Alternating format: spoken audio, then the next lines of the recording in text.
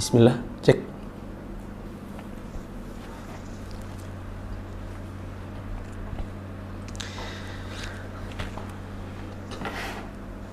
Teman-teman yang menyimak bisa share di Facebook maupun di YouTube-nya. Untuk yang di YouTube bisa klik tombol subscribe dan notifikasi untuk dapatkan kajian-kajian berikutnya. Pada malam hari ini insya Allah kita akan baca biografi Zainal Abidin Ali bin Al-Husain bin Ali rahimahullah.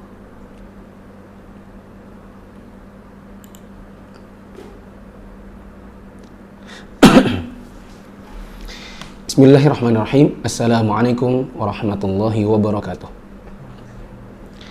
Alhamdulillahi rabbil alamin, wassalatu wassalamu ala asyrafil anbiya wal mursalin wa ala alihi wa ashabihi wa man tabi'ahum bi ihsanin ila yaumiddin.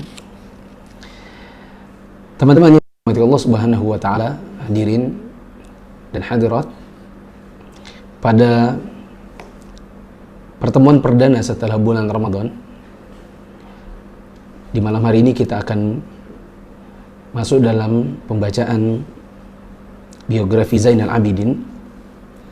Namun sebelumnya kita berdoa kepada Allah, semoga Allah menerima semua iman, amal ibadah yang kita kerjakan di dalam bulan Ramadan, baik puasa, sholat, sedekah, tilawah, dan lain-lain, dan semoga Allah melipat gandakan pahalanya. Begitu juga kita berharap kepada Allah supaya Allah mengampuni dosa-dosa kita semuanya dan menjadikan kita termasuk orang-orang yang bertakwa.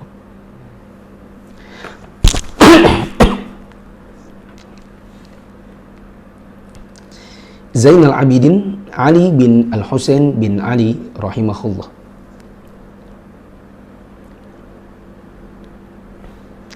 Kata Az-Zuhri, aku tidak melihat seorang Quraisy yang lebih mulia daripada Ali bin Al-Husain. Lembaran riwayat raja-raja Persia telah ditutup pada tahun yang bersinar itu. Yazdegerd, yaitu raja Persia yang terakhir, telah mati ketika terusir dan melarikan diri. Para panglima, penjaga, dan keluarganya telah jatuh dalam tawanan kaum muslimin, dan ghanimah-ghanimah diarak menuju Al-Madinah Al-Munawwarah. Tawanan dalam kemenangan besar itu begitu banyak, melimpah dan berharga. Madinah tidak pernah menyaksikan yang lebih banyak dari itu jumlahnya dan lebih agung kedudukannya. Di antara para tawanan tersebut ada 3 putri Yazdegerd.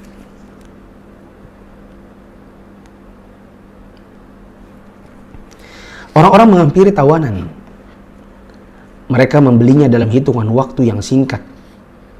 Karena kita perlu ketahui bahwa budak di dalam Islam itu melalui jalur peperangan melawan orang-orang kafir. Dan ketika mereka ditawan, kalau mereka tidak ingin masuk Islam, maka mereka dijadikan budak yang diperjualbelikan. Tentu bila mereka memilih Islam, mereka akan dibebaskan. Orang-orang menghampiri para tawanan. Mereka membelinya dalam hitungan waktu yang singkat dan hasil penjualannya diserahkan ke Baitul Mal kaum muslimin.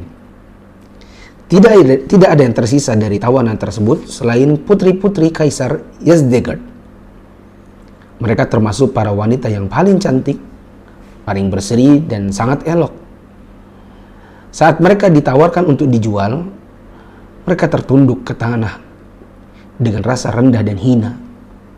Air mata tertumpah dari mata mereka karena sedih dan hancurnya hati.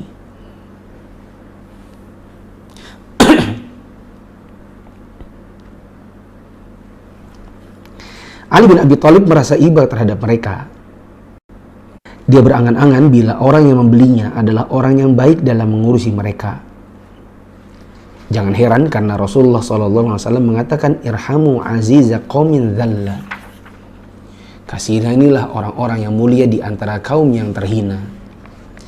Meskipun hadis ini dikatakan oleh Al-Baihaqi hadis yang marfu dan diriwayatkan dari beberapa jalur yang semuanya dhaif.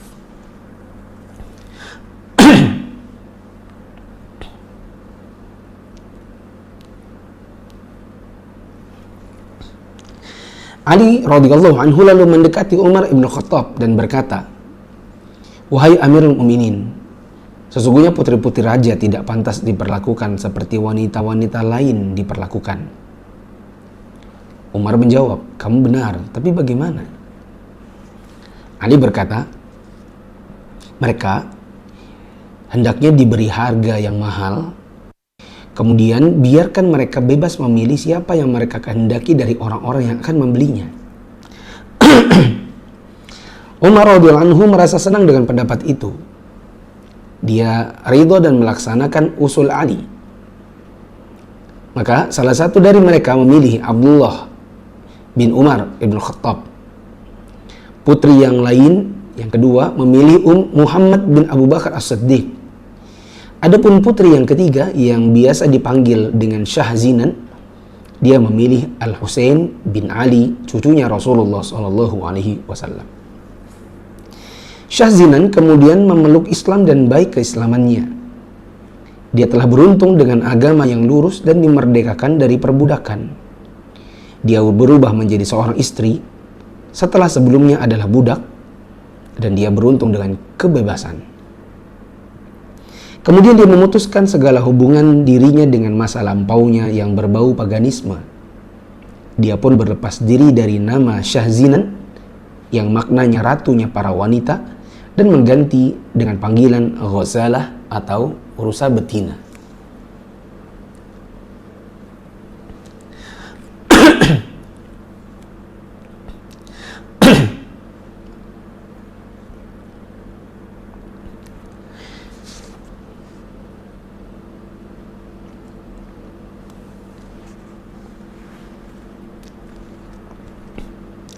Ghazalah berbahagia menjadi istri dari seorang suami terbaik sekaligus suami yang paling pantas mendapatkan putri-putri raja.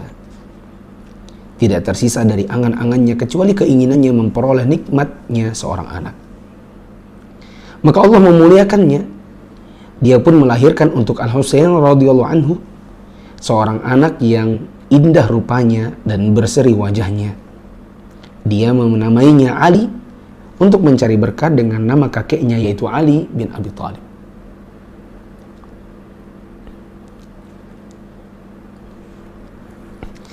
Akan tetapi kebahagiaan Ghazalah tidak berlangsung lama, karena dia memenuhi panggilan Allah setelah demam nifas yang merenggut nyawanya, dan dia tidak meninggalkan kesempatan baginya untuk bersenang-senang dengan anaknya. Seorang budak wanita miliknya mengambil alih pengasuhan bayi kecil ini, si Ali bin Al-Husain. Dia begitu mencintainya melebihi kecintaan seorang ibu kepada anaknya. Dia mengasuhnya melebihi asuhan seorang ibu terhadap anak semata wayangnya. Anak ini pun tumbuh dan dia tidak mengenal seorang ibu selain budak wanita tadi.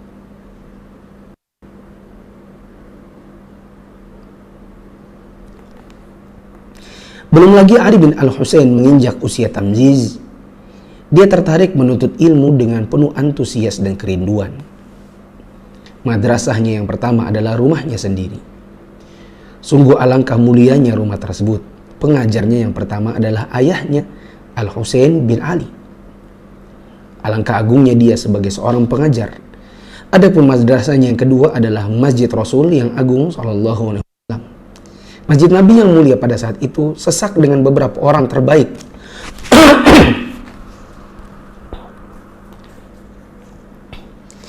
Masjid Nabawi yang mulia pada saat itu sesak dengan beberapa orang terbaik yang tersisa dari sahabat Rasulullah SAW yang mulia, dan dipenuhi oleh generasi pertama dari para pembesar tabi'in. Ada pelajaran sedikit dari paragraf yang baru kita baca. Anak itu memang harusnya mendapatkan pengajaran pertama dari keluarganya, dari orang tuanya. Yang pertama kali mereka contoh perkataan dan perbuatannya adalah bapak ibunya. Maka teman-teman yang dirahmati Allah, khususnya antum yang sudah memiliki anak, teman-teman yang memiliki anak, Anda wajib bersyukur dengan Allah berikan karunia anak, yang karunia anak ini diinginkan oleh banyak orang, tapi tidak semuanya Allah berikan. Maka kita wajib mensyukurinya dengan cara mendidiknya dengan baik. Sebagaimana kalau Anda diberi oleh Allah nikmat mobil, tentu Anda akan rawat. Kalau ada orang menyentuhnya, apalagi menggoresnya, Anda akan marah. Nah, maka begitu juga bila kita punya anak, tentu kita akan rawat, kita didik dengan baik. Dan ayah ibu memang harusnya menjadi guru yang pertama bagi anak-anaknya. Maka jangan pernah mencontohkan di depan anak kecuali kebaikan.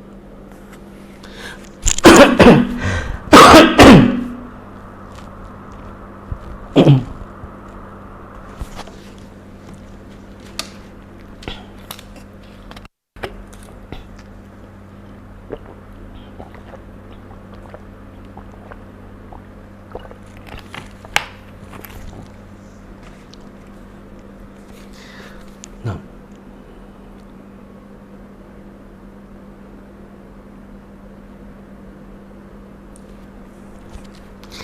para pembesar dan para sahabat dan pembesar tabi'in membuka hati-hati mereka untuk kuncup-kuncup yang sedang mekar dari para putra sahabat yang mulia.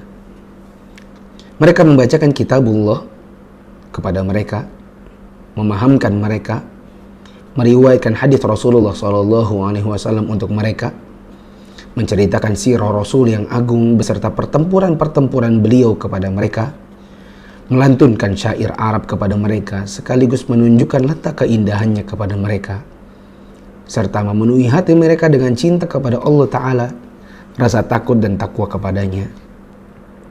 Maka jadilah mereka para ulama pemberi petunjuk yang diberi hidayah sekaligus beramal dengan ilmunya.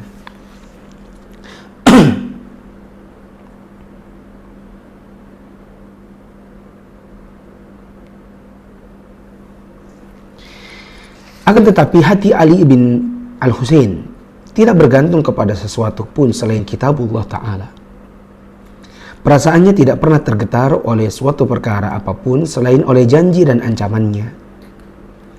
Bila dia membaca ayat yang menyebutkan tentang surga, hatinya terbang merindukannya. Dan bila dia mendengar ayat yang menyebutkan tentang neraka, dia mengeluh panjang seakan-akan lidah api jahanam menyala di hatinya.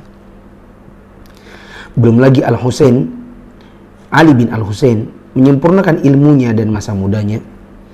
Masyarakat Madinah telah merasa beruntung mendapat seorang pemuda dari Bani Hashim yang paling dalam ibadah dan ketakwaannya, paling agung kemuliaannya, serta akhlaknya, paling banyak kebaikannya, paling luas pengetahuan dan ilmunya. Dan sungguh ketinggian ibadah dan ketakwaannya pernah membuat dia tersentak di antara wudunya dan sholatnya hingga badannya terjatuh. Saat ditanya tentang hal itu, dia berkata, "Duhai kalian seakan-akan tidak tahu kepada siapa aku berdiri dan tidak tahu kepada siapa aku bermunajat."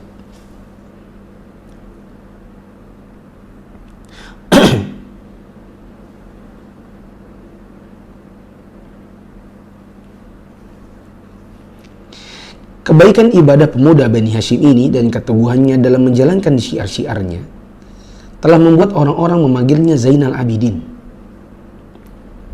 sehingga kaumnya lupa nama aslinya dan hampir-hampir melupakannya. Mereka lebih memilih untuk memanggil julukannya daripada nama aslinya. Lantaran namanya dia tenggelam dalam bersujud, penduduk Madinah juga memanggilnya As-Sajjad, yaitu ahli sujud yang panjang sujudnya. Juga lantaran kejernihan jiwa dan kesucian hatinya, membuat mereka mensifatinya dengan Az-Zaki, yaitu orang Az-Zaki, yaitu orang yang suci dan bersih dari dosa.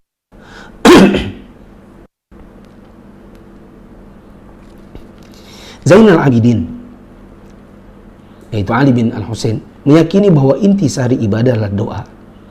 Maka dia suka untuk berdoa sambil berpegang kepada tirai Ka'bah.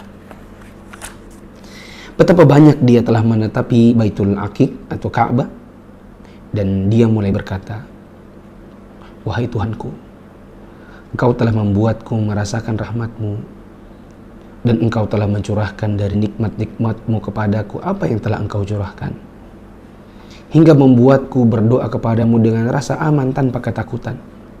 dan aku memohon kepadamu dengan penuh rasa tenang tanpa takut.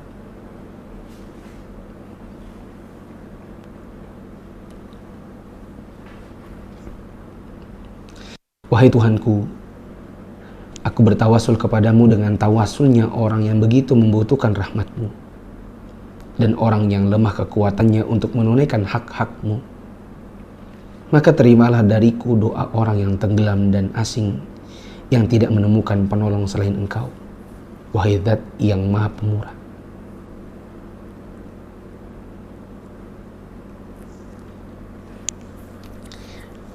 Afwan, ya antum baca Arab atau bisa antum yang gerakin ini? Hah?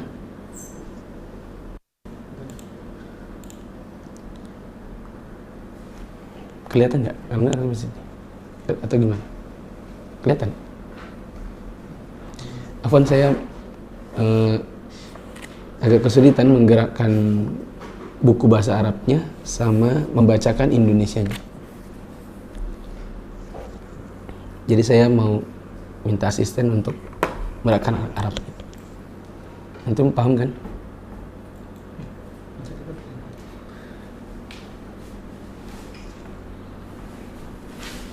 Ini kelihatan di layar. Ini. Nggak kelihatan. Layar. Coba.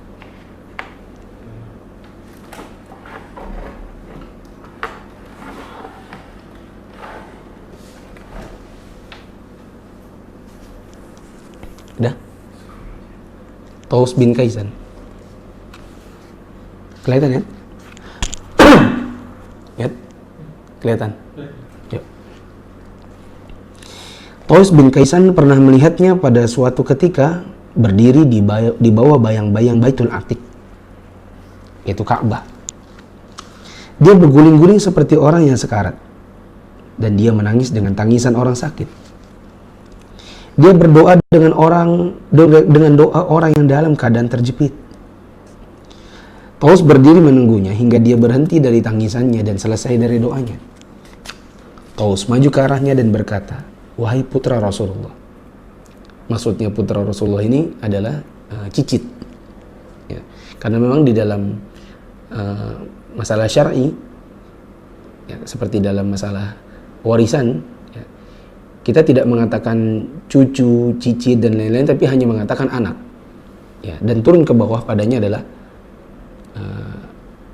dimutlakan padanya adalah anak-anak di bawahnya, anaknya anak. Maaf, dalam masalah kemahraman, maaf. Ya, dalam masalah pemahraman. Adapun dalam masalah warisan tentu beda antara anak kandung dengan cucu. Tapi dalam beberapa masalah agama kita hanya mengenal dengan kata anak. Maka di sini ketika disebut wahai putra Rasulullah, maksudnya bukan putra kandung, tapi ini adalah cicit. Karena Rasulullah punya anak yaitu Fatimah. Fatimah menikah dengan Ali dan melahirkan anak yaitu Husain. Lalu kemudian Husain punya anak yaitu Ali. Maka Ali adalah cicit Rasulullah. Taus berkata, "Wahai putra Rasulullah, aku tengah melihatmu dalam keadaan ini, dan kamu mempunyai 3 keutamaan yang aku berharap akan melindungimu dari ketakutan." "Apa saja itu, wahai Taus?" kata Ali Zainal Abidin. Maka Taus berkata, "Pertama, kamu adalah putra Rasulullah. Kedua, syafaat kakekmu untukmu. Yang ketiga adalah rahmat Allah." Maksudnya, engkau itu putra Rasul, ya, cicit. Kemudian ada Rasulullah SAW yang merupakan kakek buyutmu yang bisa memberikan syafaat untukmu. Begitu juga rahmat Allah kepadamu yang begitu banyak. Apa yang harus ditakutkan? Maka Ali Zainal Abidin berkata kepada Taus, "Wahai Taus, sesungguhnya nasabku kepada Rasul tidaklah membuatku tenang setelah aku mendengar firman Allah Ta'ala, فَإِذَا نُفِخَ فِي الصُّورِ فَلَا أَنْسَبَ بَيْنَهُمْ يَوْمَئِذٍ." Dan apabila sangkakala ditiup, maka tidak ada lagi pertalian keluarga di antara mereka pada hari itu, yaitu pada hari kiamat. Adapun syafaat kakekku untukku, maka sesungguhnya Allah yang maha tinggi kalimatnya telah berfirman, wala yashfa'una illa liman irtada. Mereka tidak bisa memberikan syafaat kecuali kepada orang yang diridhoi Allah. Adapun rahmat Allah, maka dia juga berfirman, inna rahmatallahi qaribun minal muhsinin.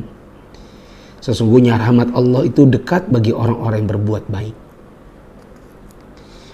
Maksud dari kalimat-kalimat Ali Zainal Abidin ini, apalah gunanya memiliki pertalian darah atau pertalian keluarga dengan Rasulullah SAW? Karena sesungguhnya nasab itu tidak bisa menyelamatkan seseorang. Dan ini menjadi pelajaran bagi kita, terutama bagi orang-orang yang mengklaim dirinya memiliki pertalian darah atau mengklaim dirinya adalah ahlul bait dari Rasulullah SAW. Kita katakan kepada mereka, kepada kita juga, bahwa memiliki pertalian darah dengan seseorang yang baik tidaklah bisa menyelamatkan seseorang. Sesungguhnya yang Allah lihat bukan soal pertalian darahnya. Ya. Yang dilihat oleh Allah adalah ketakwaan, amalan. Ya. Dan tidak bisa menyelamatkan seseorang hanya dengan sekadar memiliki nasab kepada Rasulullah SAW. Atau dengan kata lain kita sebutkan, atau dengan kata lain kita sampaikan bahwa maaf ya,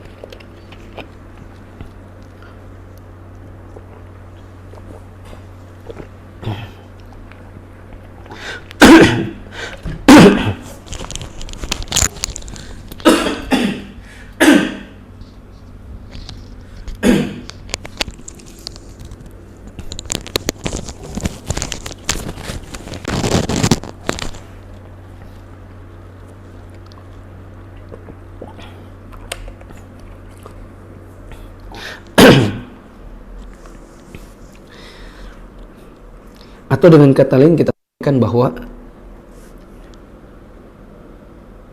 seseorang itu baru akan selamat hanya dengan amalan, bukan dengan nasabnya. Maka tidak ada yang perlu dibanggakan dan tidak perlu terlalu dikeramatkan apabila seseorang memiliki pertalian darah dengan Rasulullah SAW. Bukankah Nabi SAW pernah berkata kepada Lau saraqat Fatimah laqata'tu yadaha. Kalau Fatimah mencuri, maka saya potong tangannya. Itu menunjukkan bahwa apa? Bukan semata-mata karena anak Nabi terus selamat bila mereka melakukan kemungkaran. Ya. Begitu juga perkataan Nabi SAW kepada Fatimah. Ya. Saya tidak bisa menyelamatkan engkau nanti di akhirat. Disuruh oleh Nabi SAW agar Fatimah juga beramal, berdoa, bertakwa kepada Allah. Sehingga ini adalah keterangan yang jelas bahwa sekedar memiliki nasab tidak bermakna apapun bila seseorang tidak mengamalkan ajaran agama. Adapun perkataan Zainal Abidin yang kedua, ini menunjukkan bahwa syafaat itu diberikan oleh Allah melalui Rasulullah SAW hanya kepada orang yang Allah ridhoi. Dan ini termasuk diantara bentuk kerendahan hati Ali Zainal Abidin yang ingin diajarkan kepada kita. Adapun perkataannya rahmat itu dekat bagi orang-orang yang berbuat baik, ini mengajarkan kepada kita tentang suuzon kepada diri sendiri. Hendaklah seseorang banyak-banyak husnuzon kepada orang lain dan banyak-banyak suuzon pada dirinya sendiri. Husnuzon kepada orang lain, ya, apabila seseorang melihat orang lain terjatuh dalam kesalahan misalnya, maka dia berhusnuzon, siapa tahu orang ini kalau dinasihati mungkin dia bisa kembali. Itu diantara contoh prakteknya. Adapun suuzon kepada diri sendiri, yaitu suuzon bahwa dirinya itu tidak ikhlas setelah mengerjakan sebuah ibadah. Supaya apa? Supaya dia senantiasa memperbaiki niatnya. Ya. Karena kita itu jamaah yang dirahmati Allah, teman-teman.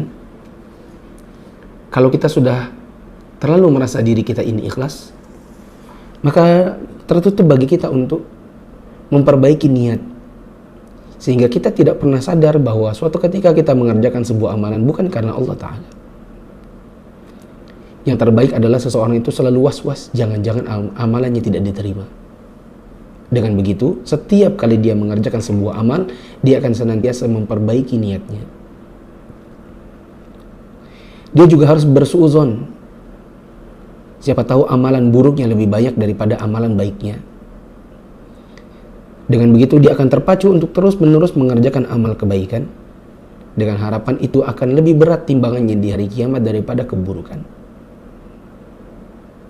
Dia juga harus bersuuzon kepada dirinya. Siapa tahu dia adalah orang yang diancam oleh Allah dengan neraka. Sehingga dengan begitu dia akan terus-menerus memperbaiki dirinya menuju yang lebih baik, dengan harapan Allah mengubah dirinya menjadi orang yang diberikan oleh Allah janji berupa surga. Kita lanjut baca bukunya. Ketakwaan telah mengalir dari kepribadiannya yang mulia, utama dan santun, sebanyak apa yang Allah kehendaki. Sehingga kitab-kitab biografi berhias dengan berita-beritanya yang mengagumkan, dan lembaran-lembarannya bersinar dengan sikap-sikapnya yang mulia. Di antaranya adalah apa yang diriwayatkan oleh Al-Hasan bin Al-Hasan, yaitu kalau Ali adalah anaknya Al-Husain, maka Al-Hasan adalah anak saudaranya Al-Husain, yaitu Hasan. Al-Hasan bin Hasan menuturkan, telah terjadi perseteruan antara diriku dengan anak pamanku Zainal Abidin. Anak pamannya ini sepupu. Aku pergi menemuinya sedangkan hatiku marah terhadapnya. Dan Zainal Abidin berada di masjid bersama para sahabatnya. Aku tidak meninggalkan sesuatu pun kecuali aku berkata-kata kepadanya. Maksudnya aku lontarkan semua isi kepalaku. Ya, sumpah serapahku itu kusampaikan semua pada dirinya meskipun di hadapan dia dan teman-temannya. Hanya saja waktu aku menyampaikan semua kata-kataku, melontarkan semua kata-kata kemarahanku, dia diam dan tidak berbicara apapun sehingga aku pun beranjak pergi. Saat malam tiba-tiba seseorang datang mengetuk pintu. Aku berdiri menghampirinya untuk mengetahui siapa dia, dan ternyata dia adalah Zainal Abidin. Aku tidak ragu lagi bahwa dia datang pasti untuk membalas perbuatanku. Tapi ternyata dia malah berkata kepadaku, wahai saudaraku, apabila kamu benar dalam apa yang kamu ucapkan tadi kepadaku, semoga Allah mengampuniku. Dan apabila kamu tidak benar, maka semoga Allah mengampunimu. Dia kemudian mengucapkan salam kepadaku dan pergi. Lalu aku mengajarnya dan berkata, aku bersumpah, aku tidak akan lagi mengulangi melakukan perkara yang kamu benci. Dia lalu menjadi iba dan berkata kepadaku, kamu halal pada apa yang kamu ucapkan kepadaku, yakni aku sudah memaafkanmu. Ada beberapa pelajaran bagi kita di sini dari kisahnya Al-Hasan tadi. Al-Hasan versus Ali bin Husain. Pertama, pertengkaran itu sering terjadi.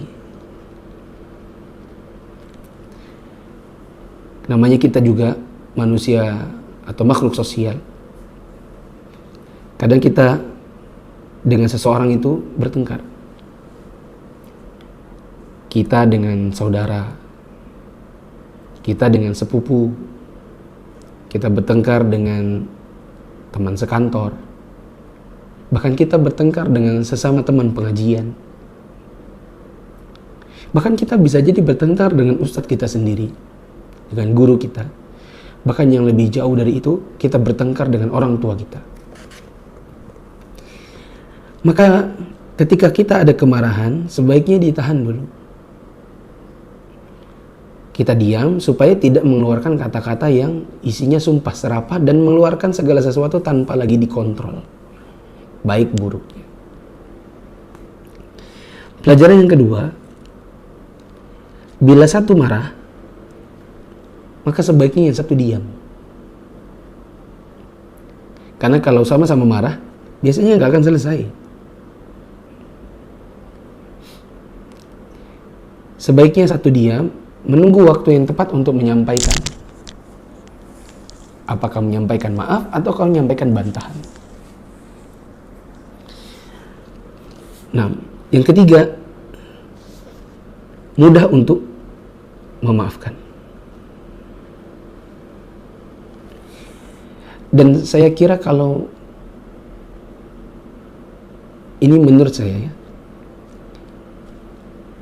kalau hanya memaafkan itu sepertinya insya Allah mudah. Yang susah itu adalah minta maafnya. Memaafkan itu mungkin kita sudah terlatih. Ya. Hanya saja yang susah itu adalah menurunkan ego pribadi dan berkata, saya yang salah, yang saya yang minta maaf.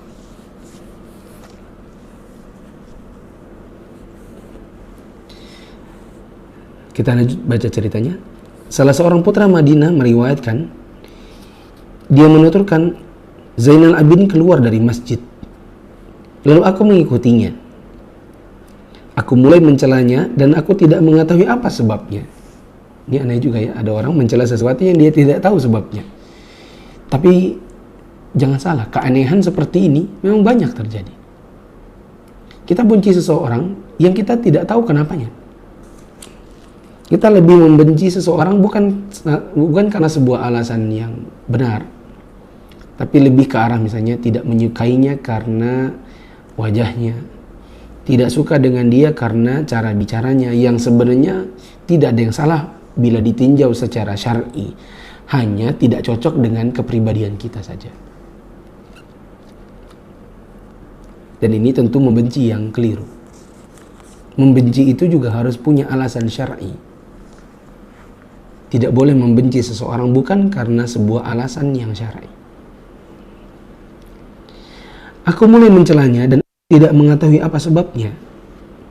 Orang-orang pun mendatangiku ingin memukulku. Andai saja mereka memukulku, pasti mereka tidak akan melepaskan aku hingga badanku hancur remuk redam.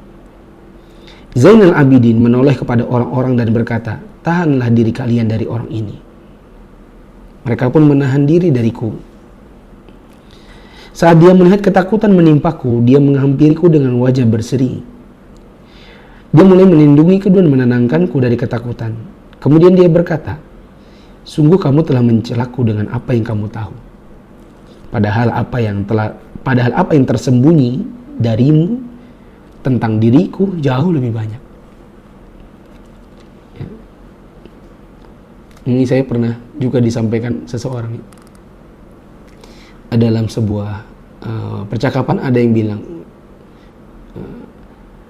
ada orang yang tidak suka dengan ustadz. Maka saya katakan, kenapa dia tidak suka? Karena sesuatu yang dia tahu. Tapi kalau seandainya dia tahu saya lebih dalam lagi, mungkin dia tambah tidak suka lagi. Ya, karena kita ini kan hanya menampilkan yang zohir, yang menurut kita baik, yang sekiranya dengan menampilkan itu orang suka dengan kita. Tapi apa yang ada pada diri kita sesungguhnya yang buruk jauh lebih banyak. Makanya kita tidak mau tampilkan kepada orang karena takut dibenci. Ini makna dari perkataan Ali bin Al-Husain. Kamu tadi telah mencelaku dengan apa yang kamu tahu. Seandainya apa yang tidak kamu tahu itu kau tahu, maka engkau akan jauh lebih banyak mencela. Dia lalu berkata, apakah kamu punya hajat sehingga aku bisa membantumu? Aku pun menjadi malu kepadanya dan aku tidak berkata sedikit pun. Saat dia melihatku malu, dia memberikanku pakaian yang dia kenakan. dan memerintahkan untuk memberiku uang 1000 dirham. Sejak saat itu setiap kali aku melihatnya, aku berkata, aku bersaksi bahwa sesungguhnya kamu adalah putranya Rasulullah Sallallahu Alaihi Wasallam. Salah satu budaknya meriwayatkan, aku dulu budaknya Ali bin Husain.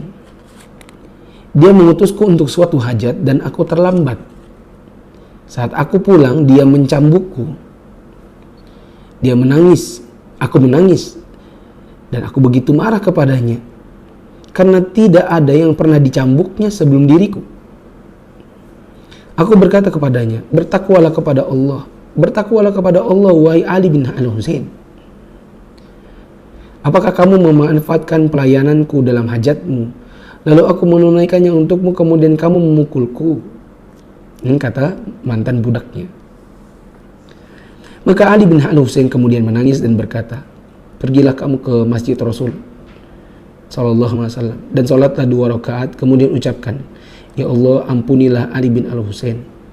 Bila kamu pergi dan melakukannya, maka aku akan memerdekakanmu dengan ikhlas mengharapkan wajah Allah.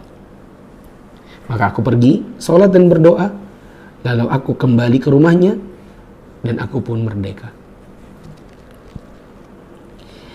Allah Ta'ala memberikan kelapangan kepada Zainal Abidin. Maaf, untuk kisah budaknya ini tadi, yang saya bisa tangkap adalah satu hal. Bagaimana para salaf terdahulu menganggap sebuah kesalahan yang mungkin kecil itu dianggap besar. Mereka tidak pernah meremehkan sebuah kesalahan sekecil apapun.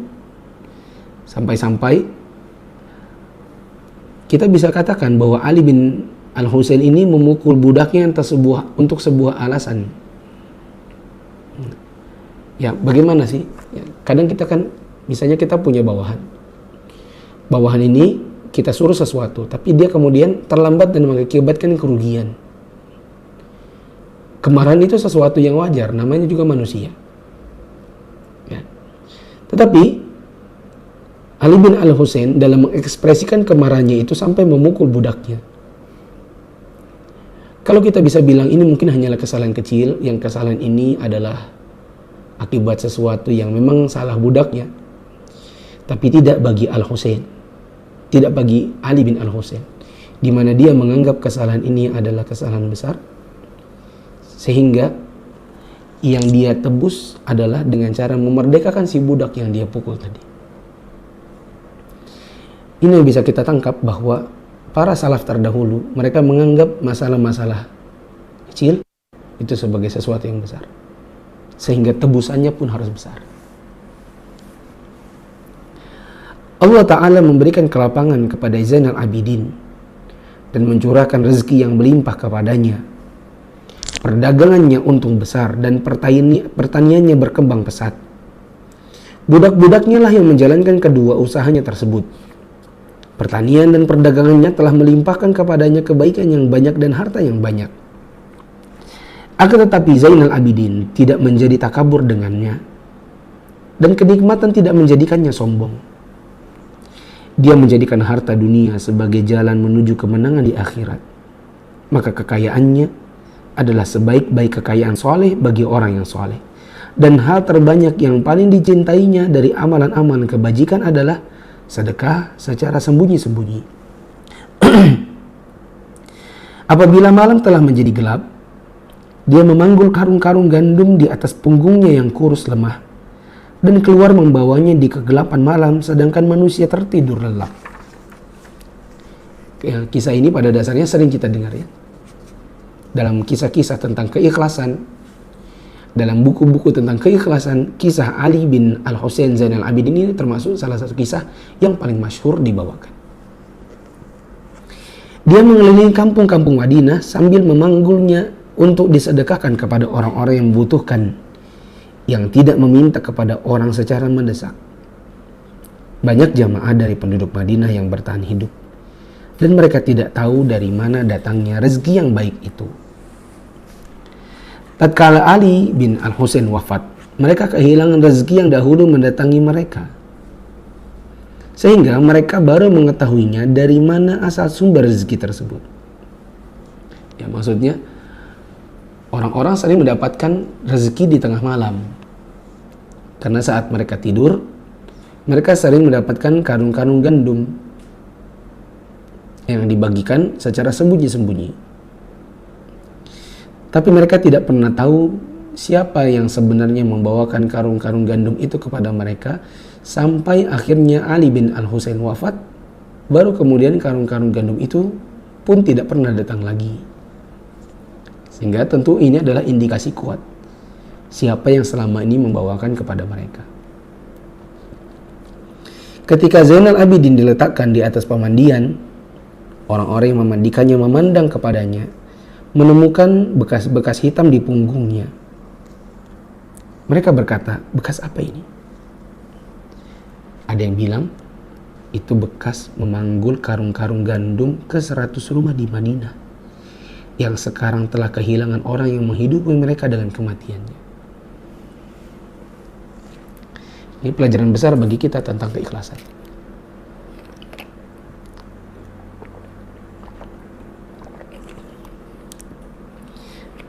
Teman-teman yang dirahmati Allah, seseorang itu bisa beramal dengan 3 model. Pertama, amalan yang memang harus diperlihatkan dan diperdengarkan. Seperti amalan seorang muazzin. Dia tidak boleh azan secara sembunyi-sembunyi. Begitu juga amalan seorang imam sholat. Dia tidak boleh menyendiri dan sembunyi-sembunyi. Ada amalan yang memang harusnya sembunyi-sembunyi, karena sunnahnya demikian. Seperti bacaan di sholat zuhur, bacaan di sholat asar. Ini amalan yang sembunyi-sembunyi. Ada amalan yang bisa dengan 2 cara. Bisa sembunyi-sembunyi, bisa terang-terangan. Maka dalam 2 cara ini, kita bisa memilih salah satu dari keduanya, tergantung yang mana paling maslahat. Bila yang paling maslahat adalah sembunyi-sembunyi, maka sebaiknya sembunyi-sembunyi. Begitu juga sebaliknya. Tapi bila dua-duanya punya kemaslahatan dan kemaslahatannya sama, yang paling utama kata para ulama adalah sembunyi-sembunyi. Karena sembunyi-sembunyi itu lebih mendatangkan keikhlasan ketimbang secara terang-terangan. Ini zaman di mana orang beramai-ramai memberikan bantuan. Ada bantuannya karena terdampak wabah virus, sehingga banyak orang yang berusaha untuk mengumpulkan dana, menyalurkannya kepada orang-orang yang membutuhkannya. Tapi hanya saja sedikit kekurangannya, yaitu kekurangan ada kamera di mana-mana. Setiap orang yang ingin menyampaikannya kadang harus membawa kamera, harus membawa video, diupload di YouTube, di Facebook, di Instagram. Kita tidak katakan mereka pasti bermaksud ria, tidak, karena Allah lebih tahu daripada diri kita, bahkan dari diri mereka sendiri. Allah lebih tahu mana yang ikhlas, mana yang tidak. Kita tidak boleh menghukuminya ya, pada apa-apa yang tersembunyi pada batin mereka. Hanya saja memang tidak bisa tidak. Di zaman ini banyak kamera, banyak video, yang orang kemudian sebagiannya berlomba-lomba untuk menyampaikan bantuan-bantuan dengan membawa kamera-kamera itu. Ya. Di sini ada 2 sisi. Bisa jadi maksudnya adalah dakwah. Bila maksudnya adalah dakwah, yaitu mengajak orang untuk terinspirasi mengerjakan yang sama, maka pada dasarnya tidak mengapa. Hanya saja memang sedikit saja hati tergelincir, jatuhlah kita kepada riya dan habislah amalan kita. Adapun orang yang kedua yang bermaksud untuk riya, maka ini tidak dapatkan apapun kecuali sekedar capek saja. Adapun berita tentang pembebasan Ali bin Al-Husain terhadap para budak, maka para musafir telah menyebarkannya ke berbagai belahan timur dan barat bumi ini. Itu lantaran apa yang dilakukannya telah melebihi imajinasi orang-orang yang berkhayal dan melewati batas rasa penasaran orang-orang yang ingin tahu. Dia memerdekakan budak apabila budaknya berbuat baik sebagai imbalan atas kebaikannya. Dia juga memerdekakan budak apabila budak tersebut berbuat keburukan, kemudian bertaubat sebagai balasan baginya atas taubatnya. Sehingga orang-orang meriwayatkan bahwa dia merdekakan 1000 budak. Dia tidak pernah memakai pelayan seorang pun dari para budak laki-laki maupun perempuan lebih dari 1 tahun. Pembebasan terhadap budak-budaknya yang paling banyak terjadi adalah pada malam Idul Fitri, di mana dia memerdekakan mereka pada malam yang penuh berkah itu, sebanyak apa yang Allah takdirkan. Dia meminta kepada mereka untuk menghadap kiblat dan berdoa. Berdoa, ya Allah, ampunilah Ali bin Al-Husain. Kemudian dia membekali mereka dengan bekal yang bisa menjadikan hari raya mereka benar-benar hari raya dan kebahagiaan mereka benar-benar bahagia. Ali bin Al-Husain telah menempati kedudukan di hati manusia yang tidak ada orang di masanya yang mengunggurinya. Orang-orang telah mencintainya dengan kecintaan yang paling jujur, mengagungkannya dengan sebenar-benarnya pengagungan, dan mereka bergantung kepadanya dengan ketergantungan yang amat dalam. Mereka rindu untuk dapat melihatnya dengan kerinduan yang paling dalam. Mereka selalu mengintai dirinya sehingga bergembira bila dapat melihatnya keluar dari rumah atau masuk, berangkat menuju ke masjid atau pulang darinya. Diriwayatkan bahwa Hisham bin Abdul Malik berangkat ke Mekah untuk menunaikan haji. Pada saat itu dia menjadi putra mahkota, maka dia datang ingin tawaf dan ingin mengusap Hajar Aswad.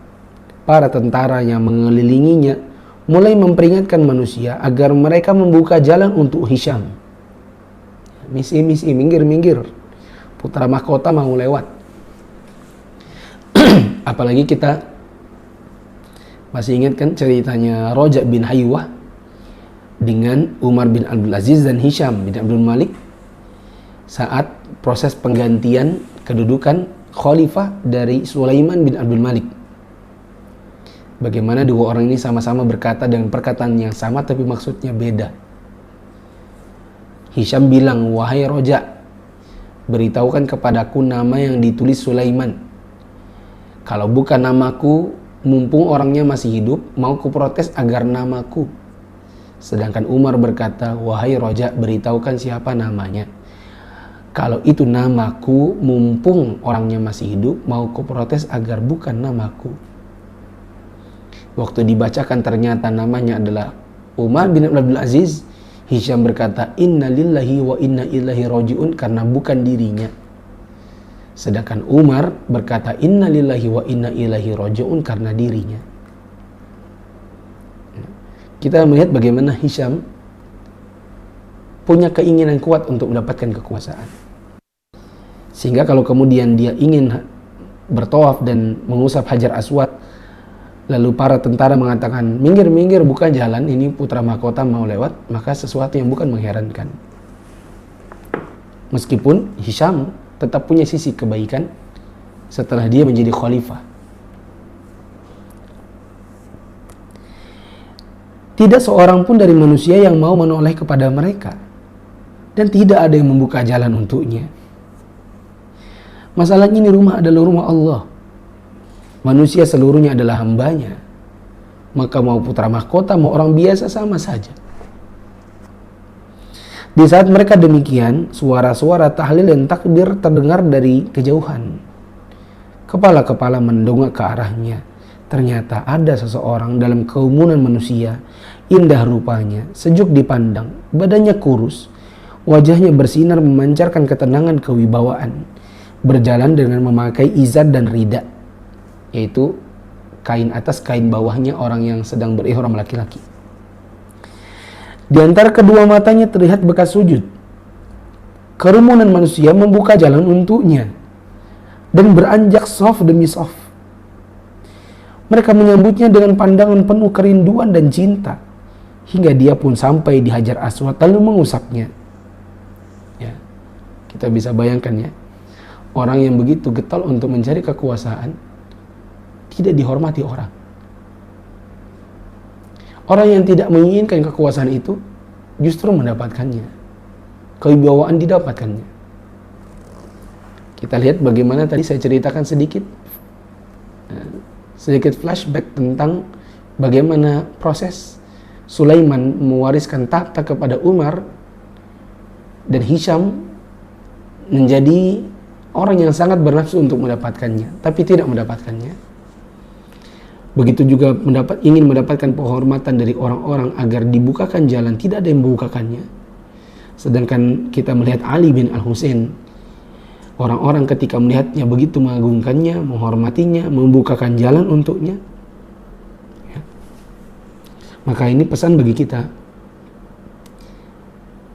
yang perlu ditulis dengan tinta emas.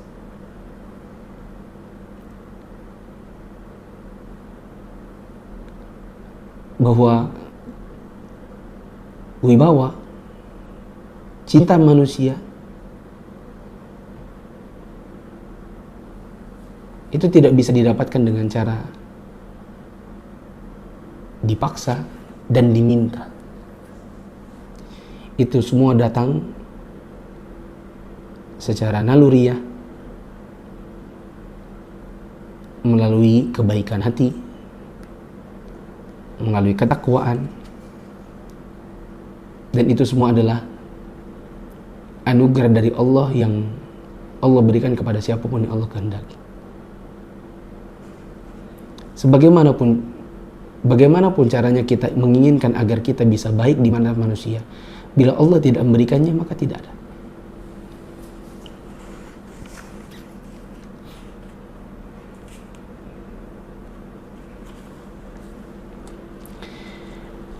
Saat itulah salah seorang pengawal menoleh kepada Hisham bin Abdul Malik dan berkata kepadanya, "Siapa orang ini?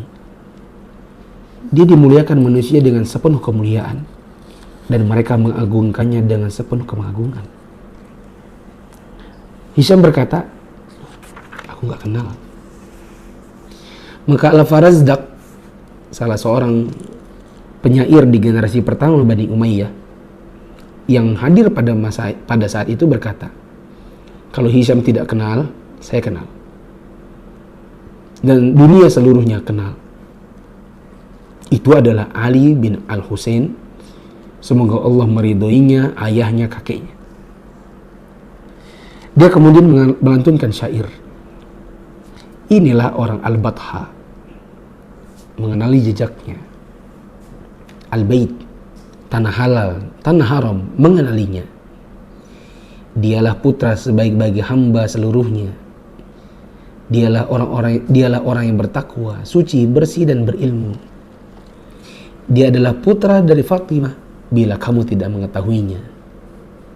Dengan kakeknya, para nabi Allah telah ditutup dengan kenabiannya. Ucapanmu, siapa ini? Gak kenal. Tidaklah mengurangi derajatnya. Orang Arab dan Ajam mengenali orang yang kamu tidak kenal itu. Kedua tangannya banyak berderma, bagaikan hujan yang merata manfaatnya. Orang-orang meminta kucuran hujannya dari tangannya, dan dia tidak pernah ketiadaan menimpa kedua tangannya. Perangainya mudah, tidak ditakuti kemarahannya. Dua sifat telah menghiasinya, yaitu akhlak dan sifat yang baik. Dia tidak pernah mengatakan tidak kecuali dalam tasyahudnya. Kalau bukan karena tasyahud, niscaya ucapan tidaknya akan menjadi iya. Kebaikannya merata kepada seluruh manusia, sehingga kezaliman, kelaparan, dan ketiadaan hilang dari mereka. Apabila Quraisy melihatnya, niscaya seseorang akan berkata, kedermawanan telah berhenti dengan kedermawanan orang ini, dan menundukkan pandangan karena malu, dan orang-orang menundukkan pandangan karena wibawanya. Dia tidak pernah diajak bicara kecuali ketika tersenyum. Dengan tangannya rotan menjadi wangi semerbak. Dari tangannya yang cerdik, padanya terdapat kemuliaan dan keperkasaan. Asalnya yang mulia diambil dari Rasulullah. Sungguh indah asalnya, tabiat dan sifatnya. Demikian syair yang dilantunkan oleh Al-Farazdak. Semoga Allah meridhoi cucu Rasulullah SAW dan menjadikannya ridho. Sungguh ini adalah potret yang langka bagi orang-orang yang takut kepada Allah secara sembunyi-sembunyi maupun terang-terangan, dan menjadikan jiwanya sakit karena takut akan siksa Allah dan berharap pahalanya. Wallahu a'lam bishawab. Insyaallah besok malam kita akan baca biografi Abdullah bin Thuwab. Ada beberapa yang kita bisa ambil pelajaran dari kisah Zainal Abidin ini. Saya ringkas sedikit. Kita belajar bahwa itu tumbuh dari orang tuanya yang memberikan contoh baik dan tidaknya. Semakin banyak kebaikan dicontohkan oleh orang tuanya, maka semakin baik juga anak itu dalam proses tumbuhnya. Syafaat itu tidak akan bermakna apapun. Nasab itu tidak akan bermakna apapun bagi orang-orang yang tidak memiliki amal. Begitu juga syafaat dari Nabi SAW itu hanya berlaku bagi orang-orang yang Allah ridhoi. Semakin dekat seseorang dengan Allah dan berbuat baik, maka semakin dekat pula rahmatnya. Kalau kita bermusuhan atau bertengkar, maka hendaklah saling memaafkan dan harus belajar untuk meminta maaf. Begitu juga dalam pertengkaran, sebaiknya menahan diri agar tidak mengungkapkan sesuatu yang tidak baik, dan sebaiknya salah satu dari mereka diam, mencari waktu yang baik, tenang untuk bisa menyelesaikan permasalahan.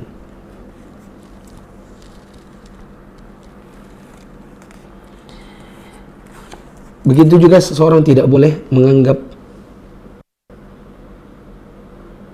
hendaknya kita menganggap permasalahan-permasalahan atau dosa-dosa kecil sebagai sesuatu yang besar.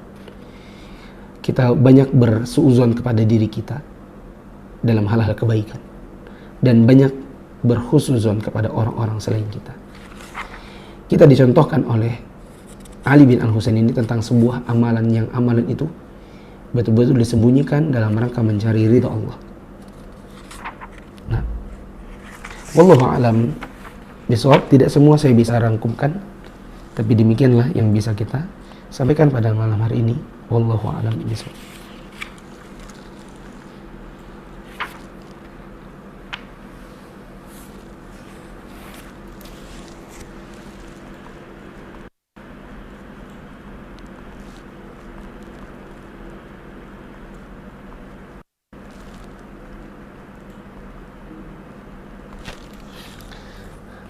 Ada